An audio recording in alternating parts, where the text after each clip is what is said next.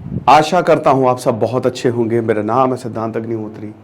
Study globes पे आपका बहुत बहुत स्वागत है। आज हम बात करेंगे दोस्तों ग्लोबल हंगर इंडेक्स की। 28.7 ये भारत के पॉइंट्स हैं और भारत की रैंक बहुत ज़्यादा पीछे है। एक एक चीज़ मैं आपको समझाऊंगा।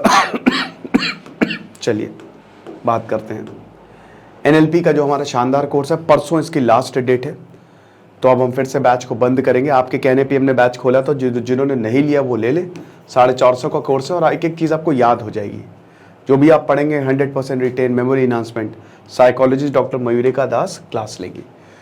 तो भारत की जो रैंक है वो 111वीं है 125 देशों में, जो ग्लोबल हंगर इंडेक्स 2023 का निकाला गया है। सरकार ने इसको पूरी तरीके से नकार दिया है कि ये बकवास है। 28.7 भारत के पॉइंट्स हैं, हालांकि पिछले साल 29 पॉइंट समथिंग था पॉइंट्स, तो उसे 1 पॉइंट इंप्रूवमेंट है भारत का। 0 से 100 पे ये नापा जाता है। 0 मतलब हंगर ही नहीं है, यानी कि बेस्ट। जितना ज़्यादा आप 0 पे करीब होंगे, जितना ज़्यादा आप 100 के करीब होंगे, यानी कि वर्स्ट। ठीक है, तो गरीबी बहुत ज़्यादा है। किस पे ये पहले कौन निकालता है ये? एक तो global wealth hunger index, global wealth hunger, ठीक है, ऑर्गेनाइजेशन ये, और एक कंसर्न वर्ल्ड वाइड, ये दोनों मिलके हेल्थ हंगर जो मैं बता रहा हूँ, वेल्थ हंगर, ये एक जर्मनी की ऑर्गेनाइजेशन है। 1962 में ये बनी थी और ये साल दर साल जो है ये इंडेक्स निकालते रहते हैं। तो ये बेसिकली इसमें एक तो चाइल्ड मोर्टेलिटी, ठीक है, चाइल्ड मोर्टेलिटी मतलब 5 साल से पहले कितने बच्चे मर रहे हैं पैदा होते ही, ये देखा जाता है। 4 इंडिकेटर्स हैं इसके। फिर एक अंडर नॉरिशमेंट है ना, जो कैलोरी इनटेक है आपका कितना कम है।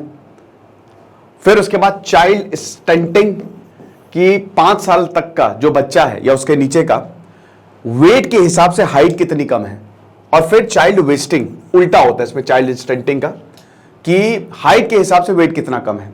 ठीक है ना, जैसे मान लीजिए कि बहुत लंबा है लेकिन वेट बहुत एकदम पतला दुबला, ठीक है, और ऐसे ही चाइल्ड स्टंटिंग में मतलब वो बौना एक तरीके से, ठीक है, वो बढ़ ही नहीं, उसकी हाइट ही नहीं बढ़ी लेकिन वो मोटा बहुत ज्यादा है। तो ये हिसाब किताब है। तो ये 4 इंडिकेटर्स होते हैं और इसी के बेसिस पे ही जो है वो रैंक निकाली जाती है। अब देखिए प्रॉब्लम यहां पे क्या है। देखिए गरीबी तो भारत में है, नो डाउट। आपको नापना है, आप मंदिर में जाओ 10 का नोट हिला दो, विद इन अ सेकेंड इतने लोग आ जाएंगे ना, आप परेशान हो जाओगे, आप डिस्टर्ब रहोगे ऐसा। तो गरीबी में भारत में ही 4 भारत बसते हैं, समझ रहे हो। एक अमीर है, उससे थोड़ा अमीर, एक मिडिल क्लास और एक गरीब, ठीक है। तो भारत में ही कई भारत बसते हैं। एक भारत वो है जो आईफोन के लिए रात के 12 बजे लाइन लगाएगा और लड़ मर जाएगा, और एक भारत वो है जो शायद मतलब अगर पूरे हफ्ते की भी इनकम जोड़ ले तो शायद एक एप्पल भी उसको नसीब ना हो। ठीक है, तो ये हिसाब किताब है। तो यहां पे बहुत सारे भारत चल रहे हैं, लेकिन ये रिपोर्ट में प्रॉब्लम क्या है। देखिए एक तो यहां पे हम बांग्लादेश से भी पीछे हैं, बांग्लादेश की 81 रैंक है। हम पाकिस्तान से भी पीछे हैं, पाकिस्तान की 102 रैंक है। नो डाउट इन दोनों की पॉपुलेशन कम है हमसे मुकाबले। हम नेपाल से भी पीछे हैं 69 और श्रीलंका से भी पीछे हैं 60। सब सारन कंट्री से हमने बेटर किया है, बट फिर भी। तो इसीलिए यहां पे ये बोला है कि भैया देखो ऐसा नहीं है। अब मैं आपको कुछ चीजें बताता हूं। आपको बता दूं कि सस्टेनेबल डेवलपमेंट 2.1 2.2 में चाइल्ड स्टंटिंग वेस्टिंग बड़ी मतलब इसको जो है वो काउंट में लिया गया है। ठीक है, एक तो सबसे पहले तो जैसा कि हमने बताया कि भारत का जो 28.7 का स्कोर है, पिछले साल 29.2 था। हाँ 29.2 था। 2000 में पता कितना था? 38 भारत का स्कोर था। बहुत ही ज्यादा, बहुत ही ज्यादा। 2008 में कुछ इंप्रूवमेंट आई, 35 हमारा स्कोर हुआ। अभी हम 28 पे खड़े हैं। ठीक है, तो इंप्रूवमेंट तो दिख ही रही है। साल दर साल हम child wasting, under nourishment, stunting, इनको हम कर्ब कर रहे हैं, चाइल्ड मॉर्टेलिटी, तभी ये घट रहा है। But that is also not enough. अब अगर हम कुछ और रिपोर्ट्स की बात करें तो जैसे चाइल्ड स्टंटिंग की अगर बात करें तो भारत में जो नेशनल फैमिली हेल्थ सर्वे अभी हुआ 2019-2021 में, वो 35.5% था, 35.5%। जीएस पेपर 3 के लिए बहुत इंपॉर्टेंट है ये, तो उसको लिखते रहे। अंडर नॉरिशमेंट जो भारत का था वो 16.6% था। स्टेट ऑफ फूड सिक्योरिटी और न्यूट्रिशन, ये वर्ल्ड रिपोर्ट 2023 का आंकड़ा है। भारत की चाइल्ड वेस्टिंग रेट, ये बहुत ज्यादा कंसर्निंग है, डरावनी है, 18.7%। ये एनएफएचएस 2019-21 का जो सर्वे है, ये हाईएस्ट है पूरी जितनी भी दुनिया है ना, सबसे ज्यादा हाईएस्ट भारत का ही चाइल्ड वेस्टिंग है, 18.7%। और जो मोर्टेलिटी रेट है वो 3.1% है। United Nation inter agency group for child mortality estimation जनवरी 2023 की रिपोर्ट है। ओके, ग्लोबल हंगर ट्रेंड्स की बात करें तो इसमें Belarus, Bosnia Herzegovina, Chile, China, ये टॉप रैंक है। इनमें आपको भुखमरी नहीं देखने को मिलेगी, ठीक है। यमन, मेडागास्कर, सेंट्रल अफ्रीकन, ये सबसे नीचे हैं, बॉटम में है। ओके, तो ग्लोबल इंडेक्स, ग्लोबल अगर पूरी दुनिया की बात करें कि पूरी दुनिया के क्या हाल है, दुनिया में गरीबी घटी है कि बढ़ी है, तो ये 18.3 पे, जो कि मॉडरेट है। पिछले साल 19 के करीब था, इस बार 18.3 है, यानी कि 1 पॉइंट कम है, तो मॉडरेट है। मतलब पूरी दुनिया में गरीबी सामान्य है, ना बहुत ज्यादा बढ़ी है ना बहुत ज्यादा गरीब है, मतलब घटी है, ठीक है ना। बहुत ज्यादा इंप्रूवमेंट हालांकि हमने गरीबी में नहीं दिखा है, मतलब ऐसा नहीं कि गरीबी एकदम से घट गई है, कमी है ये, ठीक है। मतलब एक तरीके से अगर आप, क्योंकि भारत का 28.7 अगर आप 111 रैंक दे रहे हो, तो यानी कि पूरी दुनिया में तो गरीबी बढ़ी है 18.3 अगर बात करते हैं, ये चीज है। अच्छा, अंडर नरिशमेंट जो है वो बड़ा है, ये थोड़ी चिंताजनक बात है, ठीक है ना। ये लगभग 57 करोड़ से 73 करोड़ पे पहुंच गया है। 57 करोड़ था 2017 में और अभी ये 73 करोड़ पे है, ये चीज है। अब इसमें और भी बहुत सारे, जैसे क्लाइमेट चेंज, कॉन्फ्लिक्ट्स, अभी देखा आपने इजराइल फिलिस्तीन वॉर, उसमें 23 लाख लोग रिस्क, फिर रशिया यूक्रेन वॉर की वजह से। क्लाइमेट चेंज तो एक बहुत बड़ा, इसमें एग्रीकल्चर डिसरप्ट होता है, बहुत सारी चीजें और भी डिसरप्ट होती हैं, ठीक है। एग्रीकल्चर हो गया, इंसान डिसरप्ट हो जाते हैं यहाँ पे, इकोनॉमी डिसरप्ट हो जाती है, ठीक है। फिर इकोनॉमिक शॉक्स, अब ये भी कोविड-19, उसके बाद फिर उसके बाद अभी जो कॉन्फ्लिक्ट्स होना है उसकी वजह से जो इकोनॉमिक शॉक्स देखने को मिले वो, ठीक है। And then Russia Ukraine war तो है ही, जैसा कि हमने बताया ढेरों। अच्छा, भारत सरकार का रिस्पॉन्स क्या रहा है? तो भारत सरकार ने सबसे पहले तो बोला है, भारत सरकार ने इसको पूरी तरीके से नकारा है कि भाई देखो ये बिल्कुल गलत है। सरकार कहती है कि फ्लॉड मेजर है भाई, ये फ्लॉड, भाई भुखमरी को आप इन 4 चीजों से नाप ही नहीं सकते। और दूसरी चीज है कि हम बाकी देशों से कैसे पीछे हो सकते हैं। तो आपने पहली बात तो जो मेथोडोलॉजी है ना ministry of women and child development में, उन्होंने बोला कि भाई ये गलत है, ठीक है। क्योंकि सरकार का जो पोषण ट्रैकर है, पोषण ट्रैकर सरकार का ही एक वेबसाइट, सरकार डेटा मेंटेन करती है कि हर महीने कितना अंडर न्यूट्रिशन या चाइल्ड वेस्टिंग, चाइल्ड मोर्टेलिटी घटा। तो सरकार कह रही कि जो हमारा चाइल्ड वेस्टिंग प्रेवलेंस है वो 7.2% से कम है, और आप बता रहे हो 18.7%, यानी कि या तो आप गलत हो या सरकार गलत है। यहां पे सरकार इसलिए सही है क्योंकि आप पूरी दुनिया में काम कर रहे हो, हम अपने घर में काम कर रहे हैं, तो हमको डेटा पता है। तो एक फ्लॉड है ये, आपकी मेथोडोलॉजी ही गलत है। फिर उसके बाद यहां पे ये बोला है कि भाई देखो जो 4 में से 3 इंडिकेटर्स हैं, जो आपने 4 इंडिकेटर्स मैंने भी आपको बताया ना, ठीक है, child wasting, stunting, under nourishment और आपका चाइल्ड मोर्टेलिटी, तो इसमें से 4 में से 3 ये चिल्ड्रंस हेल्थ से रिलेटेड है। तो ये एक तरीके से, क्योंकि चाइल्ड वेस्टिंग, चाइल्ड मोर्टेलिटी और चाइल्ड स्टंटिंग ये एंटायर पॉपुलेशन के बारे में नहीं बता रही है, ठीक है। ये चीज अंडर नॉरिशमेंट बताती है, बट उसमें भी आपका सैंपल साइज बहुत कम है, 3000 के करीब आपका सैंपल साइज है। और यहां पे ये भी बोला है कि जो एक्यूरेसी है, जो प्रोपोर्शन है अंडर नॉरिश्ड पॉपुलेशन की अगर बात करते हैं, वो भी बहुत स्मॉल, वो आपने ओपिनियन पोल से लिया है, आपने कहा कोई ग्राउंड वर्क नहीं है यहां पे, ठीक है। उसके बाद बहुत ही ज्यादा कॉम्प्लेक्स है, क्योंकि देखिए अगर भुखमरी की बात करें तो सिर्फ स्टंटिंग और वेस्टिंग नहीं, स्टंटिंग और वेस्टिंग ये बहुत, जिसमें जेनेटिक आ जाता है, इन्वायरमेंट आ जाता है, सैनिटेशन आ जाता है, फूड यूटिलाइजेशन आ जाता है, बहुत सारी चीजें आ जाती हैं। ओके, काफी ज्यादा कॉम्प्लेक्स है। तो आप बस हवा में बात नहीं कर सकते कि हंगर में भारत जो है वो इतना पीछे है। लेकिन दोस्तों यहां पे फैक्टर्स, जैसे भारत में भुखमरी तो है, ऐसा नहीं है कि भारत में गरीबी तो है, ये तो जग जाहिर है। तो भाई 20 करोड़ के करीब लोग तो अभी भी गरीबी रेखा से नीचे जी रहे हैं। तो क्या करें? सबसे पहले तो क्या क्या फैक्टर्स भारत में जो भुखमरी है, कौन से फैक्टर्स है? एक तो भाई सोशियो इकोनॉमिक डिस्पेरिटीज और पॉवर्टी, जो गरीबी है, जो डिस्पेरिटी है, क्योंकि देखिए गरीबी होगी तो आप अफोर्ड नहीं कर सकते खाना, और भारत में आप देख ही सकते हैं कि गरीबी ज्यादा है।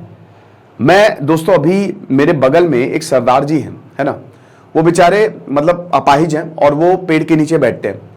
तो हम लोग मतलब उनको 1-1.5 साल से उनके लिए जितना हो सकता है कर रहे हैं। अब उनकी कहानी ऐसी है कि उनका एक बहुत बड़ा मकान है, बहुत बड़ा, उनके बच्चों ने उनको लात मार के बाहर निकाल दिया है, पत्नी है नहीं। तो कई बार ऐसा भी होता है। और अगर आप देखो ना, गरीबों को बड़ी यूनिटी होती है। जैसे कल मैं पूनिया बांटने गया गरीबों में, ठीक है, तो मैं ये देख रहा था, या जब भी मैं जाता हूं ये काम करता हूं, हफ्ते में 2-3 बार मैं ये काम करता हूं, करा करिए, आप भी करा करिए अगर आपके पास है, क्योंकि पता है बहुत दुआएं मिलती है और बहुत सुकून मिलता है। तो मैं देखता हूं बहुत यूनिटी रहती है कि मतलब गरीब हमेशा कि भैया उसको दे दीजिए, भैया वो भूखे हैं उनको प्लीज दे दीजिए, वो वहां पे बैठे वो उनको दे दीजिए, तो बड़ा अच्छा लगता है देख के। तो हर किसी की एक बैक स्टोरी होती है। मुझे याद है कि जब मैं छोटा था तो नानी जी, मेरी नानी बड़ी करती धरती थी, तो उनकी एक बूढ़ी औरत आती थी, तो वो जब कहानी बताती थी तो बताती थी कि बेटा मेरे 7 बच्चे हैं, और बताओ 7 बच्चे होने के बावजूद मैं दर दर भीख मांग रही हूं।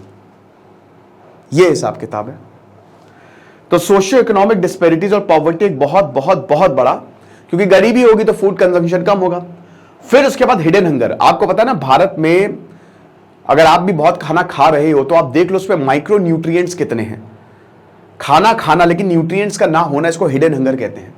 आपका खाना ऐसा होना चाहिए कि आपकी बैलेंस्ड डाइट होनी चाहिए। विटामिन हो गए, कार्ब्स का भी कम जितना ज्यादा हो सके, प्रोटीन हो गया, फाइबर हो गए, ये सब आपको मिलने चाहिए प्रॉपर मात्रा में। लेकिन जो आप खाते हो उसमें देखो कितने माइक्रो न्यूट्रिएंट्स हैं, समझ रहे हो। फिर उसके बाद जो हमारे एग्रीकल्चरल प्रैक्टिसेस और फूड डिस्ट्रीब्यूशन है वो कहीं ना कहीं इनसफिशिएंट है। भारत देखिए खेती में तो यकीनन भारत बहुत बढ़िया कर रहा है, बट सप्लाई चेन मैनेजमेंट की बात करें, फूड डिस्ट्रीब्यूशन की बात करें, वो कहीं ना कहीं वल्नरेबल पॉपुलेशन तक नहीं पहुंचता। कई बार हम देखते हैं कि इतना अनाज सड़ गया, इतना, फिर उसके बाद हम गेहूं चावल इसी पे ही रुक गए हैं क्योंकि इसमें एमएसपी मिलता है। तो इससे ऊपर सोचने की जरूरत है, ठीक है, ये चीज है। जेंडर इनइक्वालिटी बहुत ही ज्यादा है। कई बार औरतों को हमने देखा है कि अरे यार वो खा लेगी ना, उसको क्या इतना अच्छा देना, बच्चे को दो, लड़के को दो, जितना ज्यादा हो सके। तो ये भी हमको डिस्पैरिटीज देखने को मिलती है। औरतों को ज्यादा न्यूट्रिएंट्स की जरूरत होती है क्योंकि उनको मेंस्ट्रुएशन साइकिल्स, भाई उनका ब्लड लॉस होता है, एनीमिक होती है। ये एनएफएचएस में भी था कि आधे से ज्यादा औरतें एनीमिक हैं, खून की कमी होती है, लो बीपी होता है उनमें। तो भाई उनको तो सबसे ज्यादा न्यूट्रिशन की जरूरत है। लेकिन हमारे घर में अरे छोड़ो, करवा चौथ के व्रत में पानी नहीं पीगी, अरे क्या कंसेप्ट है भाई। भाई मुझे ये सब मुझे लगता है आदमियों ने अपने लिए बनाए हैं। एक औरत बीमार है, पानी नहीं पीना है, अरे क्यों नहीं पीना भाई। आप ये बात बताओ, आदमी के लिए ऐसा कोई व्रत क्यों नहीं है कि बेटा तुम भी रहो दिन भर प्यासे। मतलब ये आप अगर साइंटिफिकली भी सोचो तो समझ में नहीं आ रहा पानी पीने से व्रत का क्या संबंध है, कि पानी भी नहीं पीना, टॉर्चर हो रहा है। ऐसा थोड़ी ना होता, कोई भगवान ये नहीं कहता कि भाई पानी ना पियो, टॉर्चर हो। भगवान के लिए तो सभी अच्छे हैं, है ना। व्रत का हर एक व्रत का एक साइंटिफिक रीजन होता है, ठीक है। जैसे भाई बहुत सारी रिपोर्ट्स भी ये कहती है कि अगर आप साल में 20 बार भूखे रहो, एक बार आपको अपनी बॉडी को डिटॉक्सिफ, तो बहुत अच्छे से ऋषि मुनियों ने हमारे व्रत को डिजाइन किया है। लेकिन बाद में बहुत सारे ऐसे व्रत भी जोड़े गए जिसका मुझे बहुत ज्यादा रेलेवेंस नहीं लगता है। और वो या तो किसी जैसे मर्दों को बहुत खुश करने के लिए, मर्दों के लिए ठीक है, क्या भैया तुम्हारे लिए व्रत, तो ये यार थोड़ा सा हमको भी अब चीजों को समझना पड़ेगा क्यों। फिर उसके बाद जो न्यूट्रिशनल प्रोग्राम, एडल्ट्स के लिए न्यूट्रिशनल प्रोग्राम हमारे है ही नहीं, क्योंकि देखिए ज्यादातर जो न्यूट्रिशनल प्रोग्राम है वो एडल्ट्स के लिए बहुत कम है, बच्चों के लिए ज्यादा है। बच्चों के लिए होने भी चाहिए। भारत की अगर बात करें तो ईट राइट मूवमेंट, पोषण अभियान है, मिड डे मील, प्रधानमंत्री मातृ वंदना योजना, फिर उसके बाद नेशनल फूड सिक्योरिटी एक्ट, सबसे इंपॉर्टेंट जो हमारा food security act Manmohan Singh लेके आया था, जिसकी वजह से पीडीएस सिस्टम चल रहा है, मिशन इंद्रधनुष, पीएम गरीब कल्याण योजना, आईसीडीएस स्कीम, सारी स्कीम है, बट फिर भी हम भूखे हैं। कहीं ना कहीं अवेयरनेस की कमी है। तो सबसे पहले तो जो हमको करना चाहिए वो अवेयरनेस फैलानी चाहिए। मिड डे मील्स को तो दोस्तों हर डिस्ट्रिक्ट में कंपलसरी करें और उसमें अच्छा खाना दे, ठीक है ना। जितना हो सके इंफॉर्मेशन टेक्नोलॉजी और जो बेटर प्रोग्रामिंग मॉनिटरिंग करनी चाहिए, ठीक है ना। Community driven nutrition education programme, गांव गांव में कम्युनिटीज बना दो, सरकार को इस पर ध्यान देना चाहिए और जो पढ़े लिखे लोग उसको भी आगे आना चाहिए, ठीक है। और ये अवेयरनेस फैलाओ कि कैसे खाएं आप, कितना खाएं आप, बैलेंस्ड डाइट क्या, माइक्रो न्यूट्रिएंट कितने ज्यादा जरूरी है। जितना ज्यादा अवेयरनेस फैलाएंगे उतना ज्यादा अच्छा।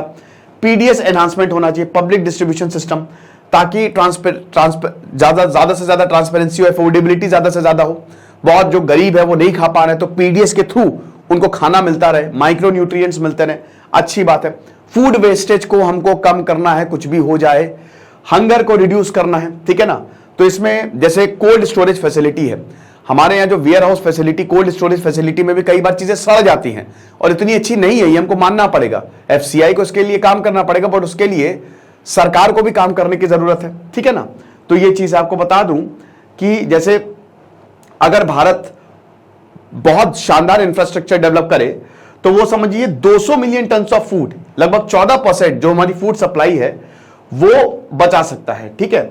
और उसके बाद मोबाइल न्यूट्रिशन क्लिनिक्स, अगर ये इसमें क्या होगा ना कि जैसे छोटे छोटे न्यूट्रिशनल क्लिनिक बना दो, है ना, और वो सिर्फ न्यूट्रिशन के लिए हो, और वो अगल बगल के एरिया को एसेस करे कि सबको खाना मिल रहा है कि नहीं, क्या नीड है। ये सब जब हम करेंगे ना तब हमारी गरीबी जो है वो दूर होगी। बाकी आप हमारे एनएलपी को जरूर अवेल करें, आपको बहुत ज्यादा फायदा होगा। Thank you so much.